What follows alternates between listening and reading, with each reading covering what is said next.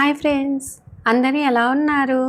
ఇంకా ఇవాల్టి వీడియో వచ్చేసి ఆల్రెడీ మీకు థంబ్‌నెయిల్ చూసి అర్థమైపోయి ఉంటుంది కదా. మెయిన్గా బనిగానపల్లె గురించి ఈరోజు చెప్పాలనుకుంటున్నాను. మీరు అనుకోవచ్చు ఆ ఊరి గురించి మాకేంటి అని. సో దీనివల్ల మనకి ఎంత ఉపయోగం అనేది ఈ వీడియోలో షేర్ చేస్తున్నానండి. మా అక్క అంటే బీసీ జనార్దన్ రెడ్డి గారి భార్య బీసీ ఇందిరారెడ్డి గారండి. బీసీ జనార్దన్ రెడ్డి గారంటే చాలామందికి తెలుసు, రోడ్లు భవనాల శాఖ మంత్రి అనమాట. సో అయితే అక్క ఏం చేసిందంటే ఫస్ట్ ఎలక్షన్ల ముందర క్యాన్వాస్ చేసినప్పుడు ఊరంతా గల్లీ గల్లీ తిరిగామండి. తిరిగినప్పుడు ప్రతి చోట ప్రతి కాలువలో ఓన్లీ కవర్లు తప్ప ఏవీ లేవండి. దానివల్ల పూడిక అయిపోయి మొత్తము బయట కొంతమంది పడేసి వాటిని ఆవులు తినటం వలన మా అక్కకి ఏమనిపించిందంటే అసలు ఎందుకు ఇట్లా చేస్తున్నారు? ఆవులు తినడం వలన మనం ఎంతో గోమాతను పూజిస్తాము, అలాంటి ఆవులు కవర్లో వేసినటువంటి పదార్థముని తిని కవర్లను కూడా తినేస్తున్నాయండి. సో అక్కకి ఏమనిపించిందంటే మా బావగారు గెలిచిన తర్వాత ఆమె ధ్యేయం ఫస్ట్ ఇదే టార్గెట్ అండి, ప్లాస్టిక్ని నిషేధించాలి. ఇది అందరూ చెయ్యి కలిపితేనే అయ్యేదండి. మనం మీటింగ్ పెట్టుకొని ఈరోజు ప్లాస్టిక్ నిషేధిస్తాము అంటే కాదండి.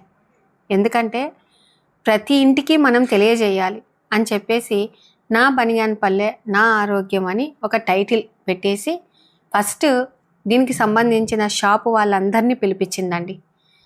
అయితే ఇది మనం మానుకోవాలంటే చాలా కష్టం అండి, మీకే తెలుసు కదా. మనం ఏం చేస్తాము, మార్కెట్కి వెళ్ళేటప్పుడు సంచి తీసుకొని పోయి దాంట్లో చక్కగా కూరగాయలన్నీ వేయించుకుంటే సరిపోతుంది. కానీ అట్లా చెయ్యట్లేదు, వాళ్ళే వేసిస్తారు లెబ్బా అని చెప్పేసి మార్కెట్కి వెళ్ళి కవర్లు తీసుకొని వచ్చుకుంటున్నాం. ఆ కవర్ ఏం చేస్తున్నాము, బయట పాడేస్తున్నాము.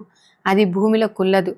ఆ కవర్ని పశుపక్షాదులు అంటే కుక్కలు తినడం కానీ ఆవులు తినడం కానీ ఇలాగా చేస్తూ ఉన్నాయి. సో సరే, ఈ ప్లాస్టిక్ని నిషేధించాలి అంటే మనం షాపు వాళ్ళని కలవాలి. ఆ తర్వాత ఈ కవర్ల మీద చాలామంది జనాలు ఆధారపడినారండి. ప్లాస్టిక్ కవర్స్ మీద హోల్సేల్ అంగట్లు కూడా నడుపుతూ ఉన్నారండి. అలాంటప్పుడు వాళ్ళ నోర్లు కొట్టడం మనకు భావ్యం కాదని చెప్పేసి వాళ్ళని కూడా పిలిపించింది. సరే, దీని మీద ఎన్ని కుటుంబాల జీవనాధారం జరుగుతున్నాయి దాని గురించి అక్క మొత్తం కనుక్కుంది. వాళ్ళని పిలిపించి ఏమని అడిగిందంటే, మేము తెప్పిస్తాము బ్యాగ్స్, ఇవి వాడాలి అని చెప్పింది. ఇప్పుడు ఆ బ్యాగులు కూడా మొక్కజొన్న పిండితో తయారవుతున్నాయి, జూటుతో తయారవుతున్నాయి. అట్లాగా మీరు మీ షాపులకు వచ్చిన వాళ్ళందరికీ కూడా ఏదైనా కూడా బ్యాగ్ తెచ్చుకోండి, లేదు అంటే పేపర్ కవర్లో మొత్తం వేసి ఇవ్వండి అని చెప్పండి అని చెప్పింది.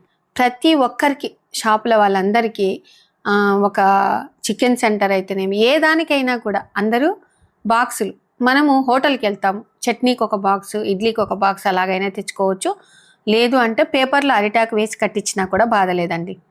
కానీ అందులో వేసే చట్నీ మళ్ళీ కవర్ వాడాల్సి వస్తుంది. కాబట్టి బాక్స్ తీసుకెళ్ళడం మంచిదని చెప్పేసి అక్క ఇలాగా ఒక్కొక్కరికి ఒక్కొక్క షాపు వాళ్ళకి మొత్తం వివరించింది. ఆ తర్వాత ఏమనుకుందంటే, ఇంకా ఇది అయ్యేది కాదు, పిల్లలతో మొదలు పెట్టాలి, పిల్లలు తల్లిదండ్రులకు చెప్తేనే వినేది, మనం చెప్తే వినరు అని చెప్పేసి ఒక్కొక్క స్కూల్కి వెళ్ళి మొత్తం వివరించిందండి. రోజు కనీసం అంటే 4 నెలల నుంచి పోరాడుతుంది. నాకైతే ఎంత గ్రేట్ అనిపించిందండి.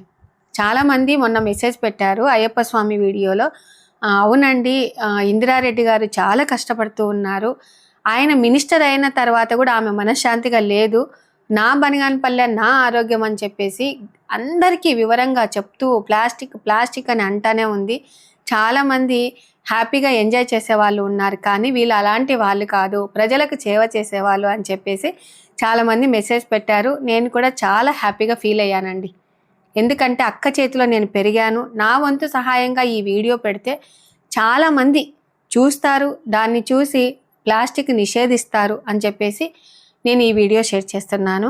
మెయిన్గా ఈ ప్లాస్టిక్ తినటం వల్ల ఆవులో ఉన్నటువంటి, అంటే అక్క ఏం చేసిందంటే మొత్తము ఆవులన్నీ తింటూ ఉన్నాయి కదా అని చెప్పేసి గోశాలకు తరలించిందండి.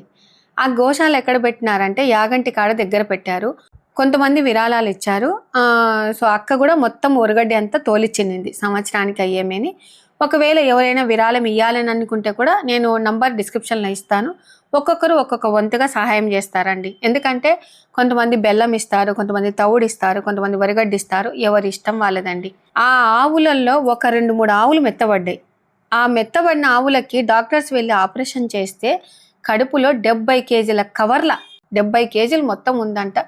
అది స్క్రీన్ మీద అక్క చూపిస్తూ ఉంటే నాకు చాలా ఇది అనిపించిందండి. అంతవరకు అక్క ప్లాస్టిక్ వద్దు అది ఇది అంటే ఏమో పబ్బా ఇది ఏందో ఈ ఊరి కథ ఏందని అనుకున్నాను. కానీ ఆ ఆవులు తినడము, కడుపులో ప్లాస్టిక్ కనబడము అది చూసి మనసు చలించిపోయిందండి.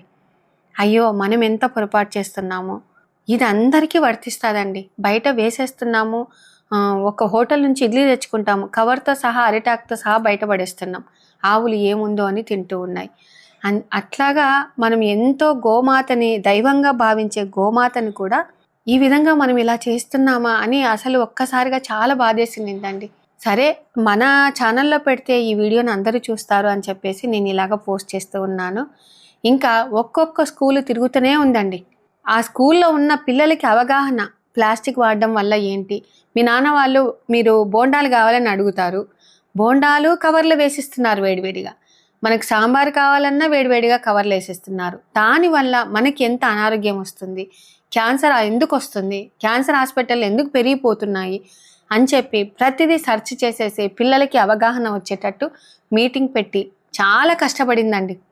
నేను రోజు చూస్తూ ఉంటాను ఫేస్బుక్లలో అన్నిట్లలో. నిజంగా ఎందుకు ఈమెకి థాట్ వచ్చింది, అక్క నేను చిన్నప్పటి నుంచి చూస్తున్నా ఏదైనా అనుకుంటే అది సాధిస్తుందండి, పట్టుదల ఆమెకి. చాలా అదృష్టవంతులు బనియాన్పల్లెల్లో అనుకున్నానండి. ఎందుకంటే ఆమె తలపట్టిన కార్యక్రమం ఏదైనా కూడా విజయవంతం అవుతుంది. ఈరోజు మెగా ర్యాలీ అండి. అసలు స్కూల్ పిల్లలు, ఊర్లో వాళ్ళు అందరూ మేము చక్కగా నడుచుకుంటా వెళ్తూ ఉంటే ప్రతి షాపులో కూడా ఇలాగ బ్యాగ్స్ చూపిస్తూ ఉన్నారు. అబ్బా ఎంత సంతోషం అనిపించిందంటే, నిజంగా అందరూ చెయ్యి కలిపితేనే ఈ కార్యక్రమంని మనం సాధించగలమండి. ప్రతి ఒక్కరు ఈ ఊరని కాదు, ఆ ఊరని కాదు, మనం ఒకవేళ కవర్లు ఉంటే డస్ట్బిన్లో వేస్తే చెత్తను తీసుకుపోయి ఊరు బయట వేస్తారు, సరిపోతుంది. కానీ ప్రతి ఊరికి గోశాల ఉండాలి. ఆవులను బయట తిప్పకూడదు. ఆవులు బయట ఉండి అది మూత్ర విసర్జన చేయటం వలన దానివల్ల కూడా మనకు ఎంత ఇదైపోతున్నామంటే అడ్డంగా ఆవులు బజార్లలో నిలబడుతూ ఉన్నాయండి. అలా కాకుండా ప్రతి ఊరికి గోశాల ఉండాలి. ప్రతి ఒక్కరు ప్లాస్టిక్ని నిషేధించాలి. దీనివల్ల ఎంత అనారోగ్యాలు వస్తున్నాయి, మనం ఎంత అలవాటు పడిపోయాము ప్లాస్టిక్ అనిపించిందండి. సో ఈ వీడియోని చూస్తే చాలా మందికి మనసు చెల్లిస్తుందనే ఉద్దేశంతో ఈ వీడియో పోస్ట్ చేస్తున్నాను. నా వీడియోను ఒక రాయలసీమ వాళ్ళే కాదండి, తెలంగాణ వాళ్ళు కూడా చూస్తూ ఉన్నారు. కాబట్టి ప్రతి ఒక్కరు ఈ వీడియోని ప్రతి ఒక్కరికి షేర్ చేస్తారనే ఉద్దేశంతో ఈ వీడియో ముగిస్తూ ఉన్నాను.